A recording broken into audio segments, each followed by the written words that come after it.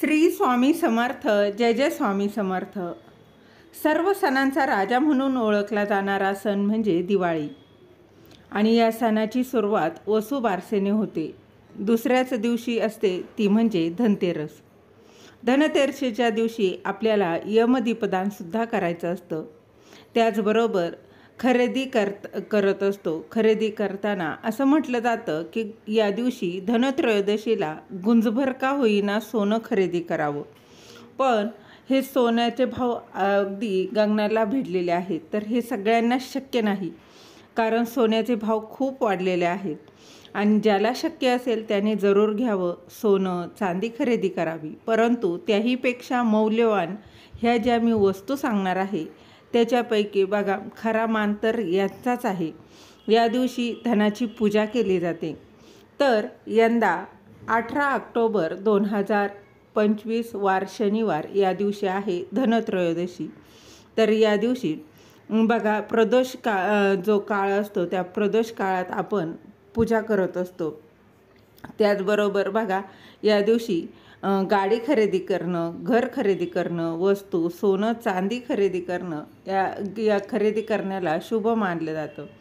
त्याचबरोबर बघा, ह्या मौल्यवान ज्या काही वस्तू आहेत तर त्यातील तुम्हाला जी शक्य होईल, सोनं चांदी तर खरेदी करायचीच असते, परंतु ती सर्वांना शक्य नाही. तर किमान ह्या ज्या मी वस्तू सांगणार आहे त्या वस्तू आवर्जून खरेदी करा. त्यांचं बघा, त्या मौल्यवान अशा वस्तू आहेत. तर सर्वात पहिले म्हणजे वस्त्र, म्हणजेच कपडे स्वतःसाठी घ्या. बघा, या दिवशी आवर्जून तुम्ही वस्त्र खरेदी करू शकता. त्याचबरोबर गजंत लक्ष्मी, बघा अष्टलक्ष्मींपैकी ही लक्ष्मी आहे, ती खरेदी करू शकता.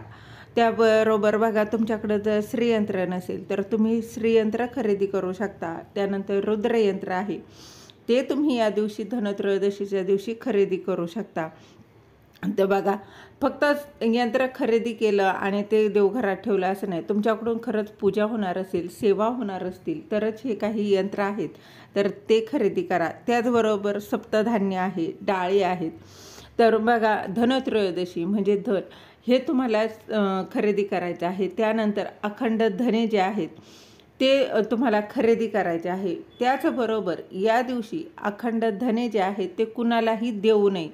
धनत्रयोदशीच्या दिवशी आवर्जून लक्षात घ्या, धने कुणालाही, कितीही जवळची व्यक्ती असू द्या, तुमची मैत्रीण असू दे, शेजारीण असू दे, कोणीही असू देत, कितीही मागितले तरी अगदी लक्षात ठेवा की धनत्रयोदशीच्या दिवशी आपल्या घरातले धने कुणालाही द्यायचे नाहीत. त्याचबरोबर या दिवशी बघा, तुम्ही हळकुंड जे आहे त्या अखंड हळकुंड खरेदी करून आणू शकता. त्याबरोबर मीठ आहे, गूळ आहे. बघा, या दिवशी अखंड धने आणि गुळाचा मान असतो, तो नैवेद्य म्हणून आपण ठेवत असतो, प्रसाद म्हणून खात असतो. त्यानंतर लक्ष्मीपूजनासाठी लागणारी झाडू, हिलाच केरसुणी म्हटलं जातं. तर ही झाडू देखील या दिवशी तुम्ही खरेदी करून आणायची आहे. बघा, त्यानंतर लक्ष्मीची मूर्ती जी आहे, मातीची लक्ष्मीची मूर्ती तुम्ही खरेदी करून आणू शकता. एखादा ग्रंथ तुम्हाला, बघा कुठलाही ग्रंथ असेल, तुम्हाला अगदी ज्ञानेश्वरी आहे, श्री गुरुचरित्र आहे, श्री स्वामीचरित्र सारामृत आहे, अगदी कुठलेही ग्रंथ तुम्हाला जर खरेदी करायचे असतील तर तुम्ही या दिवशी धनत्रयोदशीच्या दिवशी आवर्जून ग्रंथ खरेदी करू शकता. त्याचबरोबर बघा, देवांचं लाल रंगाचं वस्त्र जे आहे तर ते देखील तुम्ही बघा, काही नाही तर अगदी तुम्ही बघा 20 रुपयाचं हे लाल वस्त्र खरेदी करून आणा तरी चालणार आहे. त्यानंतर लाल गुंजा आहे. त्यानंतर मातीची चूल जी असते तर ती मातीची वस्तू ती देखील तुम्ही खरेदी करून आणू शकता. त्यानंतर पंती आहे, बघा तुम्ही पंती खरेदी करून आणू शकता. अशा ज्या काही, नाहीतर धन्वंतरी देवाचा फोटो, बघा धनत्रयोदशीच्या दिवशी धन्वंतरींची पूजा केली जाते आणि तो जर फोटो तुमच्याकडे नसेल आणि तुमची घ्यायची जर इच्छा असेल तर तुम्ही आवर्जून धनत्रयोदशीला तुम्ही आणून तिची पूजा करू शकता आणि नंतर ती व्यवस्थित तुम्हाला ठेवायची आहे.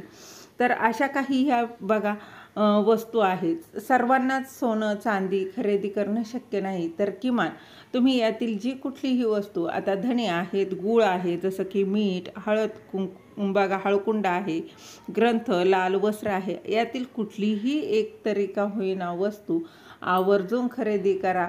तुमच्या घरात कधीही धनाची कमतरता भासणार नाही. माता लक्ष्मी, अष्टलक्ष्मी तुमच्या घरात सदैव स्थिर राहील. बघा अत्यंत महत्त्वाच्या या वस्तू आहेत. यंदा धनत्रयोदशीला आवर्जून खरेदी करा. श्री स्वामी समर्थ. धन्यवाद.